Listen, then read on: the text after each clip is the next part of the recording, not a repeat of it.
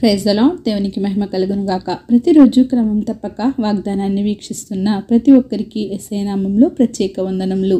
Subscribe చేసుకుని అనేక మందికి షేర్ చేసి దేవుని మాటల ద్వారా బలపరచండి. ఈ దినమునకై ఏర్పాటు చేయబడిన దేవుని వాగ్దానము సంఖ్యాకాండ గ్రంథము 20వ అధ్యాయము 11వ వచనము.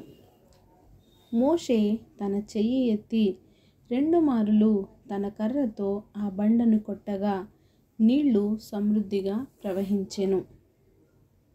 Moses lifted up his hand and with his rod he smote the rock twice and the water came out abundantly. దేవుడు మోషేతో నీవు వెళ్ళి బండతో మాట్లాడు అని చెప్పగా మోషే వెళ్ళి 2 మారులు కొట్టేశాడు. ఆ బండ ఎవరో కాదు, మన ప్రభువైన యేసుక్రీస్తు వారు. ఎన్నోసార్లు ఆయన గాయాలు రేపుతున్నాము, మరలా ఆయనను సిలువ వేస్తున్నాము. చేయకూడని పాపాలు చేసి ఆయన గాయాల్లో మరలా వ్రేలు పెట్టి నలిపివేస్తున్నాము. ఆయన ఒకసారి పాపులమైన మన కొరకు సిలువ వేయబడి మరణించాడు. కానీ నీవు నేను ఆయన్ను ప్రతిరోజు సిలువ వేస్తూనే ఉన్నాము. ఆయనకు బాధను కలిగిస్తూనే ఉన్నాము.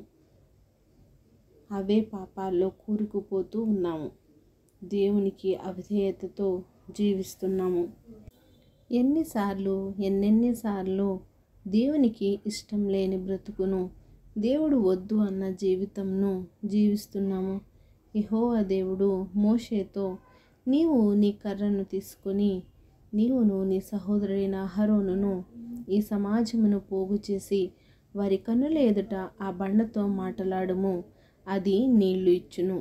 నీవు వారి కొరకు నీళ్లను బండలో నుండి రప్పించి సమాజమునకును వారి పశువులకును త్రాగుటకు ఇమ్ము అని చెప్పినప్పుడు మోషే ఆయన సన్నిధి నుండి ఆ కర్రను తీసుకొని పోయి మోషే అహరోనులు ఆ బండ ఎదుట సమాజమును పోగు చేసి వారితో ద్రోహులారా వినుడి అని చెప్పి బండను 2 మారులు కొట్టాడు.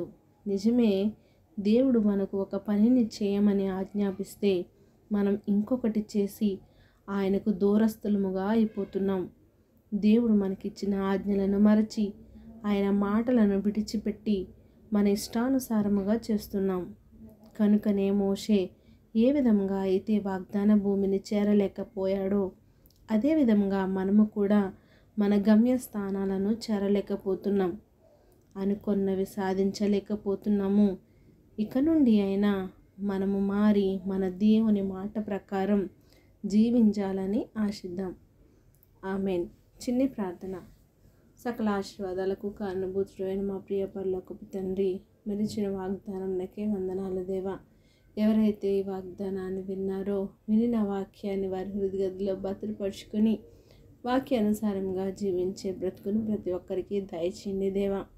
అవును దేవా, మీరు చెప్పిన మాట ప్రకారం, మీరు ఇచ్చిన ఆజ్ఞల ప్రకారం మా బ్రతుకులను సరిచేసుకొని మీకు దగ్గరగా జీవించే జీవితాలని మా అందరికీ దయచేయండి దేవా.